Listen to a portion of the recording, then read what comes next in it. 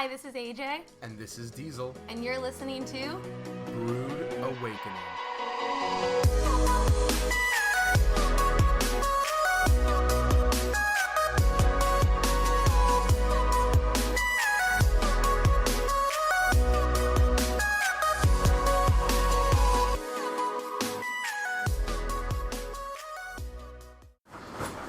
So we're here and we're starting this off. This is our first episode. You can hear our cat in the background making a lot of noise. So AJ made a good point. We should start every episode off with telling you what our beverage of choice is. So for tonight, we've decided to drink, what is it called? Saddest, I don't know how to say this. Saddest D. It was recommended to us by an employee at Trader Joe's in, was that it? Oh. That was out in your old town? In New Jersey. And, yeah, it's actually really good. Spaniard, no, what is it? Yeah, it's a Spanish wine. I believe it's a Spanish wine. I mean, that's what he said. Yes. No. Yeah, it is. Okay, let's get this on. Oh. So, it's Spanish wine. It's in a black bottle. It's a studded bottle. It's actually really... I can't say really sweet. I think it's mild. No, not mild. It has a good body, but it's not a kind of wine that makes you like, oh. Yeah. Which I do a lot. Yeah, like I don't. Wine. It's actually really funny because it's a red wine, and I'm not choking up. Usually, when you drink, like you order the house red wine at a bar that you go to, and once you take that first sip, you kind of like gag and you're like, ugh, but it's like $5. So you keep on drinking and you keep on ordering it, and then eventually when you get drunk enough, you probably switch to another liquor, and then you like wind up blacking out for the night. It's very smooth. It's not like that. It's really smooth. I think it has kind of like subtle sweet tones to it. That's why I retracted my "it's really sweet" comment, because it's subtly sweet. Yeah, we'll rate it at the end, so stay tuned. So today's we're talking about a docu-series today. I'm doing a lot of the talking here, so I need you to jump in. No, you here. We're reviewing a docu-series on Netflix today called Unnatural Selection. So yes. I don't know if you guys have heard of this docu-series. You guys have had the chance to watch this docu-series. It's interesting. It has to do with our pharmaceutical industry, which always seems to get everyone's panties in a bun. And our medical industry. And drugs. And life-saving drugs. Life-saving drugs, all that stuff. And so it basically revolves around the CRISPR gene. So if you guys don't know what that is. So it starts out. So do you want to talk about what you want to talk about first? But I want to talk about like the basis of like all 4 episodes, though, which is the CRISPR gene. It's about how gene editing. Yeah, it's about gene editing. It's about biohacking. And if you don't know what biohacking is, you can totally Google it. And there are so many podcasts that talk about it. I mean, we're going to talk about biohacking right now, so you don't need to go anywhere. But let me set the tone for y'all out there. So once you click on that episode 1, you don't really even know what you're in for. You get a picture of the woods. Oh my god. There are crickets chirping. It's like Missouri. There are some dogs barking in the background. No, a lot of dogs. Woof, woof, woof, woof, woof. A lot of dogs. And the camera pans from the woods to a dog pen, and dogs are barking, jumping around. And then it pans right to one of our main characters in this documentary, who is a biohacker. Who is a biohacker who is vigorously jerking off a dog for its sperm. Absolutely fucking disgusting. So he's jerking off the dog, and the reason. So he has a kennel. No, he has a lot of dogs, and so the point that he brings up in the beginning is actually pretty legitimate in terms he's talking about how we breed dogs. So it's legitimate to jerk off No, dogs? it's not legitimate to jerk off a dog.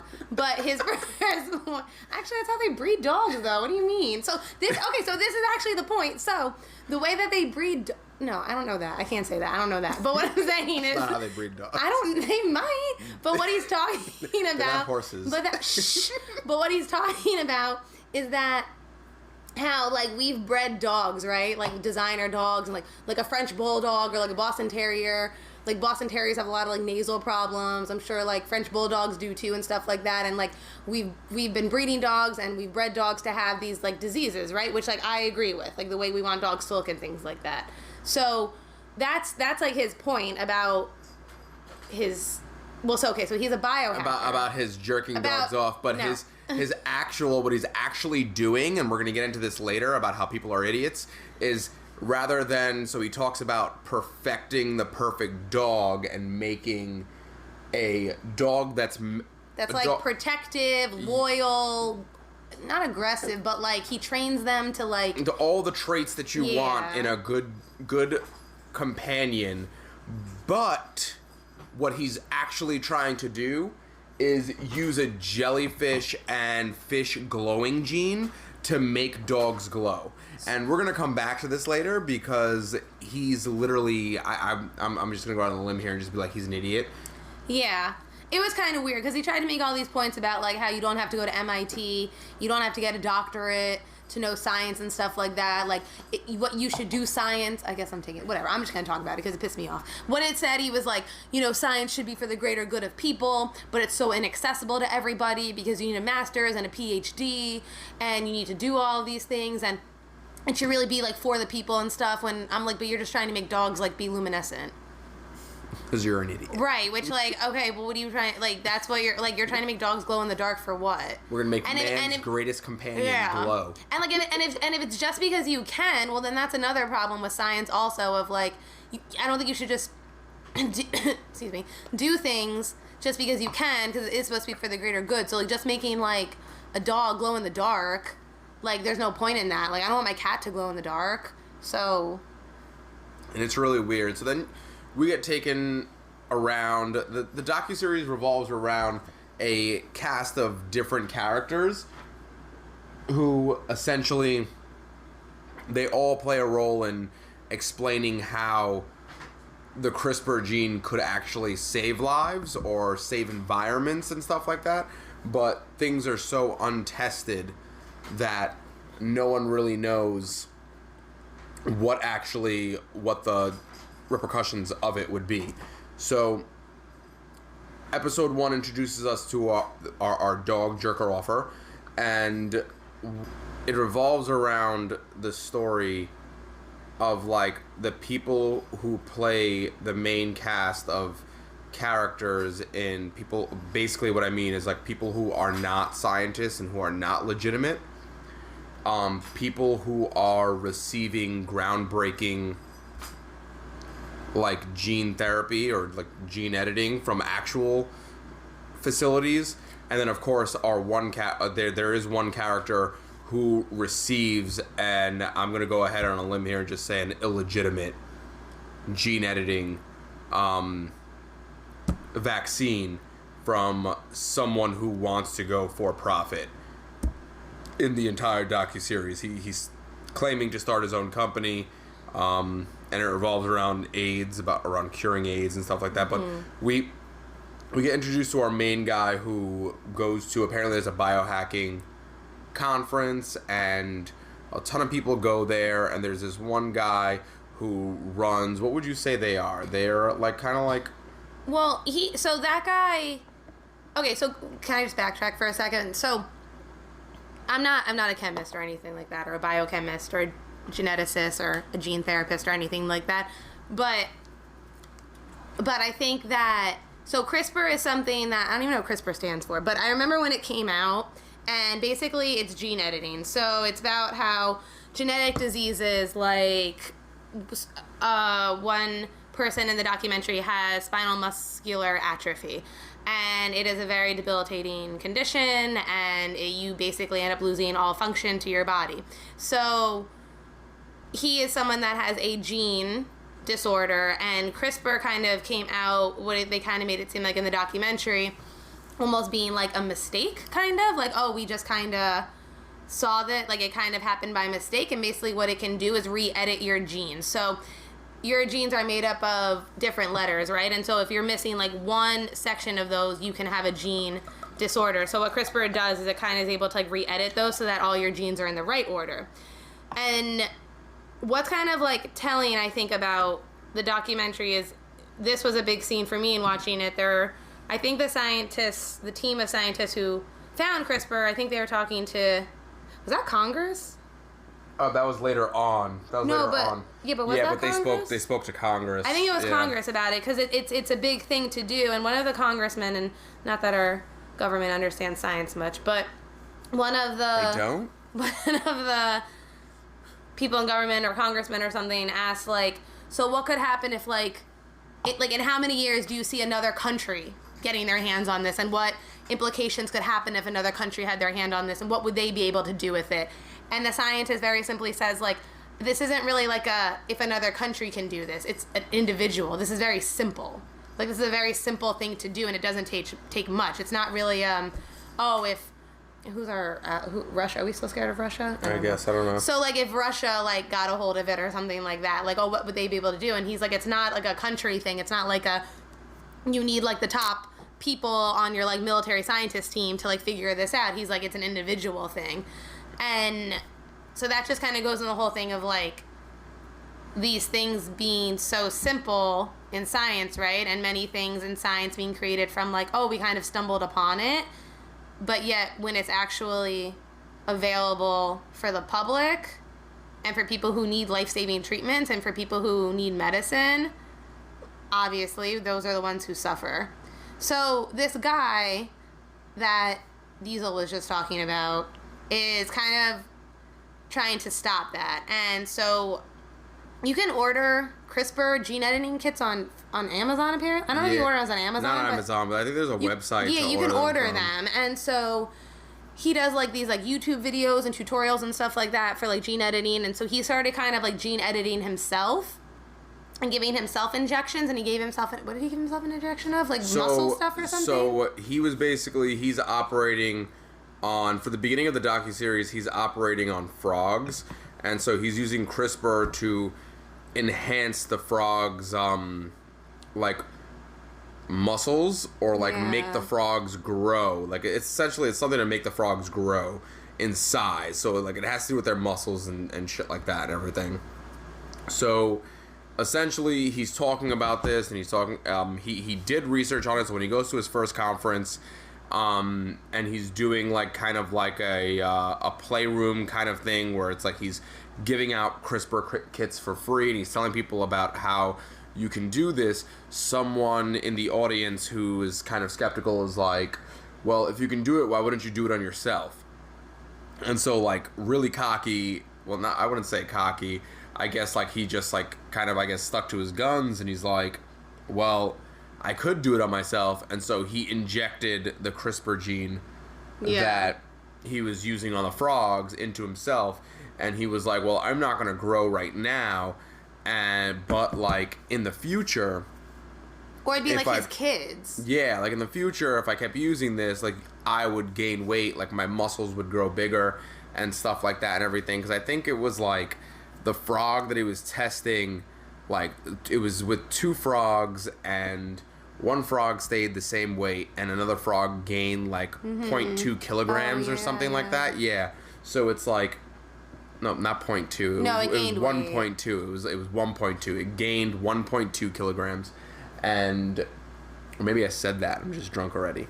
No, he gained weight. I don't know how much weight. He gained weight. It was like 1 point something kilograms. Yeah, and so he injected him to himself, and I forgot what podcast I was listening to, but he was featured on it, and he was, I wish I knew his name so I could say it. And we're over here on IMDb as we're talking, trying to find... He's probably in there, then, his name, I think. Yeah, trying to find what his name was. We watched this probably like a week ago. But he regrets his decision to do this and then continue to do this on, like, Facebook Live and stuff like that and everything. Yeah, but he only regretted because of the reaction. Yeah, because of the reaction. So, like, I don't think it was a big... Like, okay, my opinion about that is, I don't think it was a big deal that he did that. Like, he did it to himself. Like... He didn't, like, but my thing is, like, people say, like, okay. So my thing is, like, scientists are like, oh, like, this is what happens when it gets in the wrong hands, and, like, you know, they're just doing it to themselves and stuff like that. Well, like, he's doing it to himself. He didn't, like, bring someone up forcibly from the audience and, like, tell them that they had to, like, put the syringe in their arm. And I think, like... And so that's the question of the documentary, is, like, well, there's many questions in the documentary. There's a lot of questions, because one of the main questions in the documentary is, like, should you be allowed, because CRISPR actually became illegal in America and then went legal again because the kits then had on them, at a certain point, it said not for human use on them. And it's because of this event. It's because of this event that happens in unnatural selection. And it's, the question is, like, if you're a person, should you be allowed to test on yourself if you're not allowed to test on people? And I mean, before we move on... Which then goes into things. So we were watching Shark Tank the other night, and it was I think that was an old season, and this doctor came on. He was kind of a dick, and he was a little chauvinistic. And he had this, like, pill pack. This goes with what we're saying. And he had this pill pack, and he was talking about the overprescription of antibiotics and things like that, and how doctors prescribe antibiotics based on nothing, because you really don't know if things are viral or bacterial infection. And he was talking about how a lot of the times when if you ask a doctor, like, why did you prescribe an antibiotic for something, it's, like, because of patient request, right? So then that kind of goes into things like, is the patient always right? And, like, the answer is no. The patient is not always right. Like, the customer is not always right. And kind of like with this CRISPR thing, like, I feel... like, torn in that sense, because because life-saving medicine and things that could be done with it are withheld from people that need it, and that's the problem. And so I feel like, you know, our medicine is so sorry, I get really heated about this, you know that. And he's telling me to lower my voice, but our what was I saying? Our medical healthcare system is so politically backed that the people that actually need medicine can't get it. So in my sense, I'm like, if you're just doing it to yourself, like, what does it matter?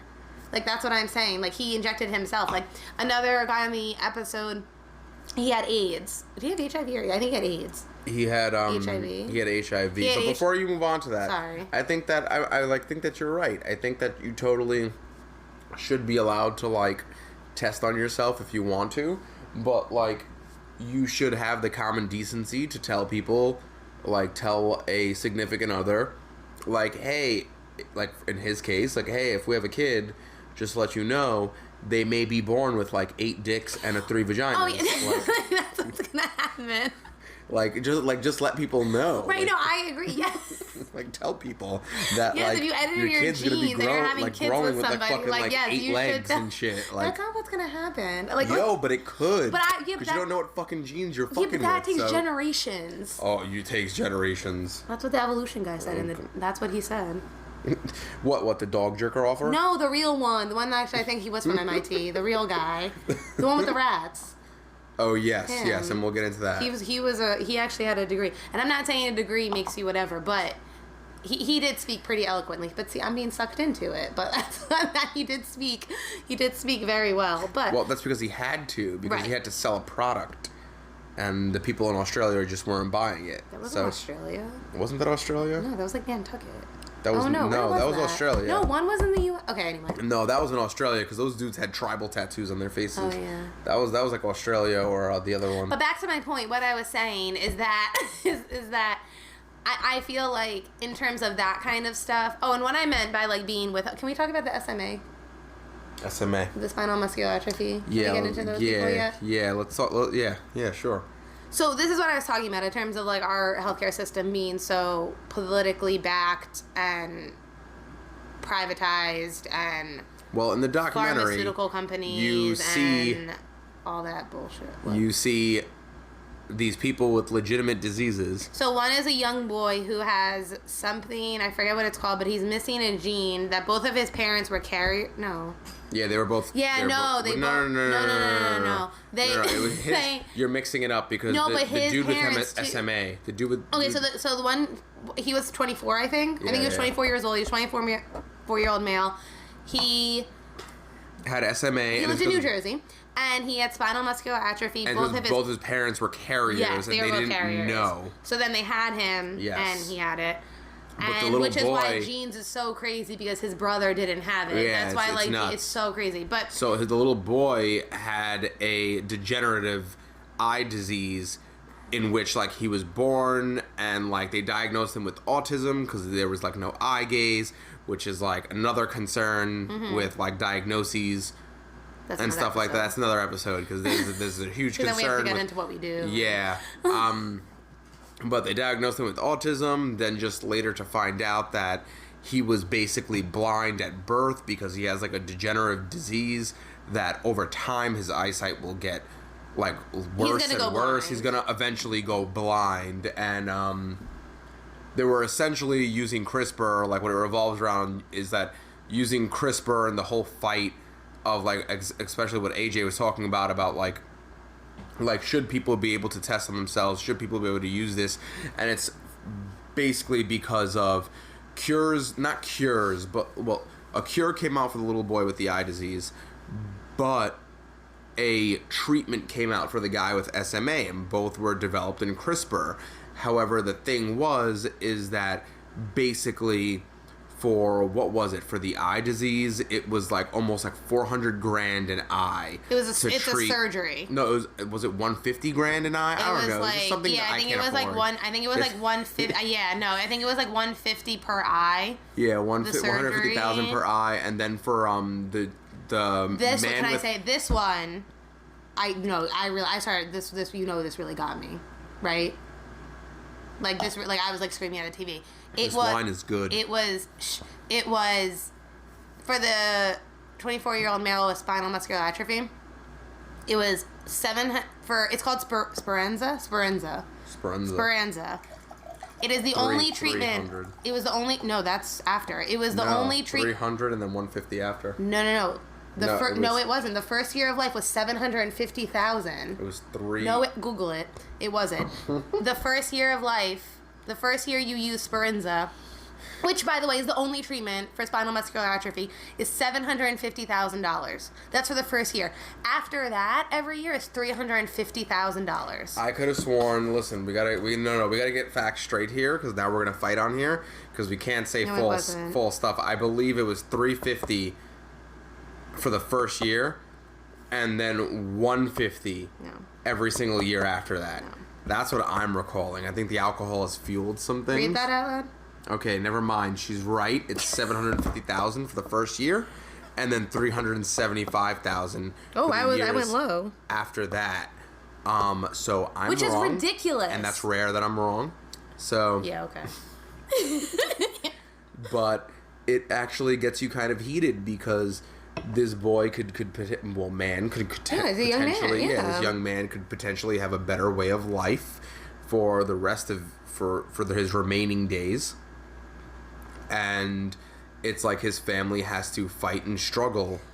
Also, you want to know why I'm confused? His parents paid $180,000 because I think their insurance got back to them. Yeah. His parents, by the way, like I don't know them, but like, my God, can you get her off your desk? But like.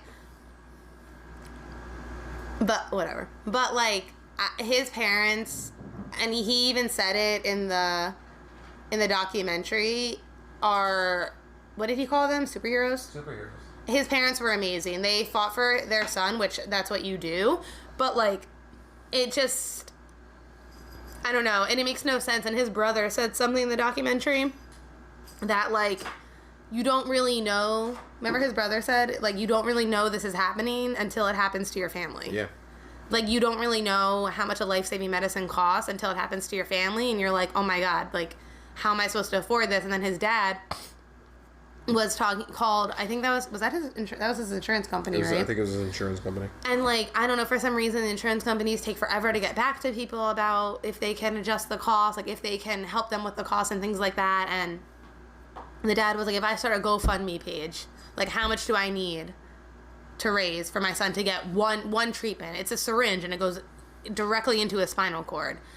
And they were so hopeful also too because they watched a video of this kid with, so there's different types of SMA. So there's like type 1, type 2, I think there's 4 types of SMA. Type 1 being the most severe and the most debilitating to the point that it affects your lungs. And he had type 1 or type 2? He had type 1, which is Warburgers, I think. Okay, and the boy, when they were watching the video. A video of a young boy receiving the medication, and he had type 2, I believe. No, type 1. Oh, he also had type 1, but he was like 2 years old or 3 years old. But he was also receiving the medication for a very long time. And well, we don't know, but like, we don't know that. Well, he was in the trial, obviously. But we don't know. They didn't say that. I mean, we don't know. We don't know. I'm just saying, we don't know. He had to have been in a trial. No, he was like 3 years old, and he was able to like weight bearing. Okay, I forget people don't. So he was able to like push up. I think he was pushing up on his arms. Yeah. And typically when SMA, you're like definitely not able to do that. So they saw this video of this boy doing it, who was obviously much younger versus a 24-year-old. And the dad was like, if I started a GoFundMe page, how much would I really need to raise? And the woman was like, well, we don't want it to get to that and whatnot. And the dad was like, I just want to stop telling my son no. So I've been talking about it. Yeah, and then it jumps around to a lot of different crazy things. So like we jump back to our dog jerker offer, and he's like jerking off a dog, and then he's like inserting the sperm into the vagina of another dog, and it's like they're not horses, man. Just put them in a room. They probably. Yeah, why doesn't he just do that? I don't know. I think there's something. She's in heat or something. I think there's something sadistic about just like he just loves jerking off dogs. Yeah, that's true. I don't know why doesn't he just put them in the same thing? I didn't even realize that. Okay, so like typically. Yeah, that's so weird. Exactly. So typically when you breed dogs, I'm not a professional dog breeder. No. It's not I don't even have a dog. It's not my profession. I own a cat. I've only owned very small dogs my entire life. Yeah, but you didn't breed dogs. Like, dog breeding is totally different. Typically, when you want to breed dogs, because my grandparents used to do this, so typically when you want to breed dogs, you would take a male dog and a female dog, you let them have it out, and then you'd get a litter of puppies, okay? However, this dude just persists, and he just wants to jerk off dog after dog in like each episode. And I'm gonna backtrack a little, but like at the conference that we were talking about earlier, he's hailed as like a very intelligent person. I'm not saying he's not intelligent. I'm not saying he's not smart. No, those are two different guys. No. I'm talking about a dog jerker offer and then the other guy. But the other guy hailed him as like a really great person and everything. And I mean, like, he got the sperm to glow. He just had to jerk a lot of dicks to do it. But the dogs weren't glowing. But the dogs aren't glowing. It's just really fucking weird to me. But so then we're finally, like, later on in the docu-series, we're led to, like, Russia. So speaking of Russia, we're led to Russia where they're using CRISPR to impregnate women with three different men's sperm so that she can have 3 babies. Yeah, that was weird. From, like, 3 different men. So she has triplets, and it's from 3 different men. Each child is from a different man. So CRISPR can basically be used to, like, do anything, essentially. Like, it could be used to do anything. But I think what the documentary fails to capture with everything, and we forgot to talk about the AIDS guy, but what the documentary fails to capture is that the effects of CRISPR are really unknown, and we find this out through the main meat of our content. I think in episode, like, 2, the end of episode, well, the half end of episode 2, and the full episode of episode 3. I remember I mentioned earlier about the Australia and everything. A scientist went out there, and an island in Australia was having a really bad rat problem. So what they wanted to do was they wanted to gene edit rats so that they couldn't reproduce or something like that. And it would eradicate rats so in it that would, area. It would of eradicate Australia. rats from the island, but then the great point got brought up of like, if this and not only that, but in Africa as well. I'm sorry, I'm getting to my point. But in Africa as well, they wanted to gene edit. Well, they had gene edited, but they wanted to release gene edited mosquitoes that don't have malaria and have infertile sperm, so that mosquitoes would die out over time. And so then the main question of this is like, what would that do to the ecosystem? And also, what would that say for the rest of the world? Because what's stopping another country, and this is when the UN came in, because there was a vote on whether or not CRISPR can be used publicly, like, or gene editing can be used publicly like that, where it's like, can these things be released into the wild? Because how would it affect the environment? How would it affect the food chain? Because there's a natural order to things. So even though mosquitoes, and I learned this way back in school a long time ago, or maybe it's a facade that my teacher told me or something. But I remember asking a question of like, a question exactly like this: why not eradicate mosquitoes? Why would we want to control their population rather than eradicating them? And I remember my teacher saying, everything serves a purpose. And so although mosquitoes carry these diseases like West Nile and stuff like that, and in Africa they carry malaria, there is a hierarchy to the food order. And so she would always say, fish eat mosquitoes. Mm-hmm. And stuff like that, and then other things eat mosquitoes. So, like, for instance, spiders would eat mosquitoes.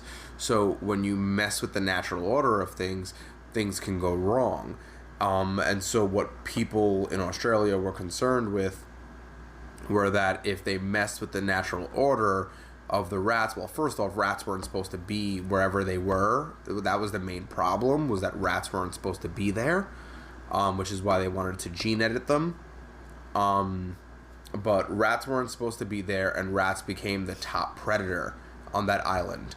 Not the whole island of Australia. No. I believe that they said that they were the top predator. Oh, wow. Yeah, I believe they said they were the top predator of the island. I forget what island it was. But it was like, fuck, the cat made me.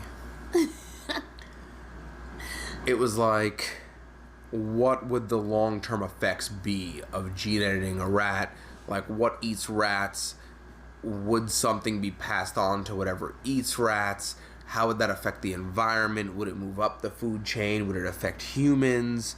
And stuff like that. I think the Australian people were playing too much with, like religion, in the sense of, like, oh, well, God intended it to be this way and stuff like that. And it's like, no, like, I think that we should have the ability to intervene using science at some points, especially in points like that where something, I mean, like here in the U.S., we, like in Florida, there's like a huge, like, the iguanas. Yeah, with iguanas and pythons and stuff like that, because people didn't know how to take care of them, so they released them into the wild, and now there's overpopulation. So what do you do in cases where, like, you introduce a predator into a location where they're not supposed to be in, and then they start thriving and they start reproducing and stuff like that? What are you supposed to do? And so, like... But I think also, like, she's thinking about the rats, like, I don't know how the rats got there, but all I can speculate is, but if they swam there or something. No, but what I'm saying... Okay, but like, that wasn't a human thing then. Hello? Yeah. Like, but that's what I'm saying. Like, then that wasn't, like, a human thing. If they went there, maybe that was them supposed to naturally be getting there. But isn't it our job to preserve our Earth, though? We've been destroying our planet, though. But now we're on this whole high kick of, like... Right, but that's what... Like, we've been destroying That's a different... But that's what I'm saying. We've been destroying our planet for, like, years. So, like, why not... I don't know. I think you could try, but, like... The problem is people don't trust things like that. And I get why, because it's like, you want to come to these areas, you want to come to Africa, you want to come to Australia, and you want to do these things, you say it's going to be great. And really, it's based on what? Because you don't have anything to base it on. And I think that's what's really hard about it. That's why they were marching in the streets. I forget what country that was in Africa. But it was in Africa. I forget what country that was. But they were no, they were saying no to this, and they were saying no to gene editing mosquitoes. Yeah, and I get it. And then it went to UN, and then. But then also too, the guy brought up a good point too. I don't think this was the mosquito one. Now I think it was another one. I don't know if this is the rat one or not. They were well, I would prefer gene editing over them dusting the area with rat killer. Yeah, and then that's another good point is is gene editing better than using these poisons that we're spraying over populations? So if we were to think about it here in the US, we're really scared of West Nile virus. So would it be wise to use gene editing to eradicate all our mosquitoes, or continue to spray all of these poisons out in the open over cities and stuff like that and everything? And so it raises that huge debate where it's which is better, which is the better answer to things. And I'm nowhere near being a scientist, so I can't tell you which one's the better answer. I mean, I would like to not have poison sprayed all over everywhere. Yeah. So I mean, and I love science, so I would rather go with the gene editing. But then it also obviously raises the question, if it is successful, what else could be gene edited? Could countries wage biological warfare against each other by gene editing animals when they least suspected it, and then releasing it into that country and stuff like that? Those are the hard-hitting questions. But at the crux of it should be to help people. That's what it should be. It should be that's the giant battle. Yeah, that's the giant battle that happens. And I think, who was it? Who brought up? It was our main guy. We're going back to the beginning of this podcast episode. So it was the original guy who at this conference, he has he's white. He has brown hair. There's a ponytail. Yeah, it's brown hair, ponytail. Not a ponytail. He had kind of a half cut. Oh no, the dog guy. Yeah, the dog jerker had a ponytail. He had a ponytail. So he has brown hair. Our main guy has brown hair. So he brought up a great point. It's people say that you shouldn't do this and you shouldn't test with this stuff and you shouldn't release it into the environment and stuff like that. But it's a double-edged sword, just like anything. So you train someone in computer programming, and essentially what that person is that they're a hacker. So what that person decides to do with their knowledge is up to them, and it works that way in all aspects of life. So it's the example, exactly the example that I just gave, which was his example. It was basically it's you have your good scientist that's trying to cure people or jerk dogs off so that they can glow. And then you have your bad scientists who will use gene editing to affect populations and stuff like that. And then he compared it to you have your good hacker, essentially, or your good coder that will use coding to create apps or test people's security, test web security, and make sure that they are able to withstand people trying to hack their networks. Or you will have your bad hackers who are on the dark web. But that's the thing, there's good doctors, there are bad doctors, and things like that. There's always good and there's always bad, and that's the problem. Right, but it doesn't need to, right, and I understand that. And there's always going to be someone that uses it for something bad, but at the crux of it, what this was also getting at, and what I took away from it the most is people who need life-saving medicine can't get it because of how expensive it is. And it's not, and the problem with that is that when the people who invented CRISPR were this is something simple. This isn't something that is hard. It's a very, very simple thing to do. And a price for Speranza costing $750,000, almost $1 million for your first year of life. Where is that money? Where's that price tag coming from? She actually isn't explaining to you guys why she's so heated It's because it's like, honestly, I'm gonna get straight into our rating system. Unnatural Selection is definitely worth a watch. Yeah, it is. Not for the dog jerking off, but for like everything else and the messages that it has, because of the fact that, what were we just talking about? How much it costs. How much it costs, how much it costs, how much it costs. So this wine's really good. It's getting to me. Essentially, what gets brought up in it eventually is that Speranza, whatever it's called, Yeah. Speranza was developed using taxpayer money, and they reveal in the docu-series that all drugs that are They didn't invented. say all, they said a lot. Oh, okay, whatever. Probably most. A lot of drugs, a lot of life-saving drugs that are invented are actually invented using taxpayer money.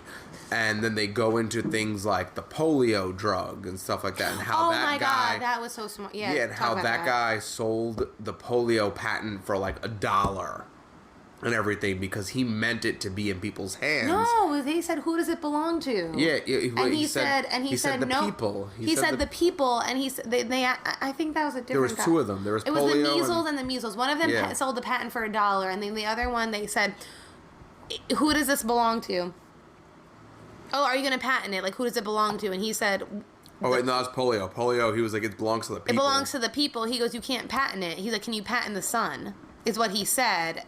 And, like, that's how it should be looked at. Like, it doesn't make any sense to me how, like, Speranza is $750,000 and a flu shot is free. And I'm not a scientist. I'm really not. But, like, there's no way that, like, where does that price come from? And like and it comes from like CEOs and things like that making like billions of dollars, like when the EpiPen got jacked up in price. Like that's what it's for. No, but it doesn't make sense to me how like you can. I think that like this is something that everyone's ignorant in. Is that, and I don't say ignorant in like a like bad terminology. I don't say it in a like, oh, like you're ignorant, you're a horrible person and everything. I mean ignorant is like oh, like you don't know. Mm-hmm. And now you're learning. Like, I think it's very unusual that you can take taxpayer money, create a cure for something that many people need, and then jack up the price to like 100, 200,000. And it's like, morally, is it wrong? Yes. But is it illegal? No. But like, it should be illegal to do that. Like, then you shouldn't be able to take taxpayer money. Why are we paying... Like, why is it coming out of our taxes? Why are we paying taxpayer money for these insurance not insurance companies, for these medical companies? It's because it's not the insurance companies. For these medical companies to, like, jack up prices and stuff like that and everything. And that's when the documentary does touch on, like, insurance companies. And it's like many of these people, many of these organizations who are taking our hard-earned tax dollars to create cures and stuff like that are actually jacking up the prices to jip off our insurance companies. And so the reason why we're losing is because our insurance companies are like, yo, we're not going to pay this. Which is like, honestly, I'll side with the insurance company right now and anyone can fight me on it. Like, that's reasonable. I don't know if that's how that works, though. But that's what they made it seem like. Well, that is what they made it seem like. But if anyone knows more, we don't actually like. Yeah, we don't actually. Yeah, know. like I'm if not anyone does know more, like that'd be great to know because I don't know how that works between insurance companies and a drug. Like when I picked up my antibiotics today. She's sick, by the way. Like I don't know. Yeah, like I don't. Not in a bad way. She's just sinus infection. No, but but what I'm saying is like I don't know how that works. Like. I don't know how you get the price of paying like $10. Do you know what I mean? Like I don't know how that works. Or that your favorite commercial that's like I can't afford it and yeah, that's a whole nother. I hate that's that. a whole nother episode. But yeah, no, I would definitely recommend like that you watch this docu-series, like literally just to learn more about like CRISPR. To learn more about like, which you hadn't heard of before. I hadn't actually heard of CRISPR until I remember when CRISPR came out. Yeah, I hadn't heard of CRISPR until like 2 weeks ago. We came from different backgrounds. Yeah, so it's like I didn't actually know about it, and it's actually like a lot of the things in it are a lot of the things in this docuseries are really informative. The dog jerking off is not. I'm sorry. I'm like, oh my god, really, that like was like two. It's I'm like 2 really, seconds of the documentary. I'm like really it's literally stuck on 2 it. seconds of it. Yeah, but he comes up in it as like an expert, and he talks a lot, and oh it's my like, god, it's literally dude, it's 2 seconds of the first episode. It's like, dude, like you jerk off dogs, and then like, how do you make a living? I don't because he was trying to make them glow. I don't know, Chris. Like, how do you make a living? Like, live, where are you getting money from? Like, I don't know. I don't know. I have a lot of questions for that guy. That was not what I took away from it. I took away. That's not like, what I took away from like, it. let the dogs breed themselves, bro. Like, maybe he feels like. No. I don't know. I'm not gonna finish that sentence. Maybe he feels like no. But yeah, I feel like for me, if these are my like thoughts about it, my like last thoughts about it, I feel like it kind of brought up that thing in terms of like science, and obviously this is all about gene editing. It kind of brought up for me of like, is science for the people, kind of, in terms of that, like even like certain things, like if it is, well, but then that's a whole privatization thing of like pharmaceuticals being privatized, insurance being privatized, and things like that, and that all kind of goes into it. But like in terms of like these editing kits and things like that, like I don't know, I just feel like if you have something for so long, something that's debilitating, and I don't think there's anything wrong in taking it for yourself and like taking the initiative, because as a patient you need to be smart and you need to self-advocate, and I don't see anything wrong in kind of like taking the reins on your own and finding different means that might make you feel better. That's kind of what I took away from, especially because like you have prices that are just unattainable for people for medicine. I took away from it, there are good people in this world who are really trying to help people, which we desperately need. There are bad people who may use shit that we invent for good reasons, to like hurt people, to hurt populations, to commit biological warfare and stuff like that. And then we have weird people who jerk off dogs because they want to make them glow.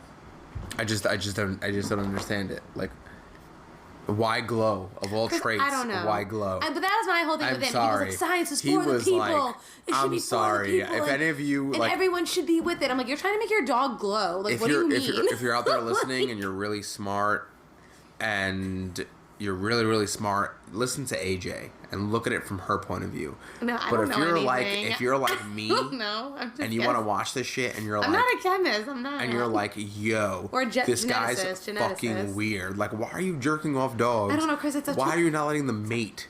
Like, why are like what? Just why? Just why? Why? It's why do they have like to glow? 2 seconds. Why do they have to Well, glow? that should be more of your problem, not the jerking the dog off. Like, why the glow in the it's all dark problems. should be more of It's the all problem. problems. It's all problems. Why are you should jerking be dogs more off? of the problem. There's a way to breed dogs. You put them both in a room. You leave for an hour. You come back. You find them attached to each other because dogs have, I don't know what that is about where the dogs I don't know. stuff gets stuck in the girls, whatever. But they mate. It happens. I don't know. Cool. Great. But I guess he was jerking it to find if the gene got passed on. Oh, And the that's what he sperm wanted to look and the at it. sperm would Oh. glow, but he was like jerking it off. Like you're downplaying it because it was Yeah, like but maybe it was so there was like that he 2 could- 3 oh my scenes. God. There was like 2 3 scenes What where he was was like 2 3 scenes? Yes, it was. There was like fucking It's 2 like 3 one scenes. scene. Yo. Oh my god. There was like 2 3 scenes where It's it's literally like one it pans to scene. him Oh and my he's just God. like, oh, okay. It's not. He's not saying. Oh, okay. He's like, he's a little gun shy. He's not- He literally says that. No, he doesn't. Yes, he does. I don't know I'm what you about to put it watched. back on. I don't know I'm about what to- you watched I'm because about you to- didn't. I'm about to I don't know put what this you watched. shit- He was always gun shy. I'm about to put this shit back on. He did Episode not- 3. No, he didn't say that. Episode 3. He didn't say that. Episode 3. He did say that. He was like, "Oh, he's a little shy. I don't He's remember a little shy," and he continued to jerk off the fucking dog. Okay. We must have watched two different. No, we didn't. We watched the documentaries. same thing, but I paid attention to the Okay. hard-hitting journalistic stuff. Got it.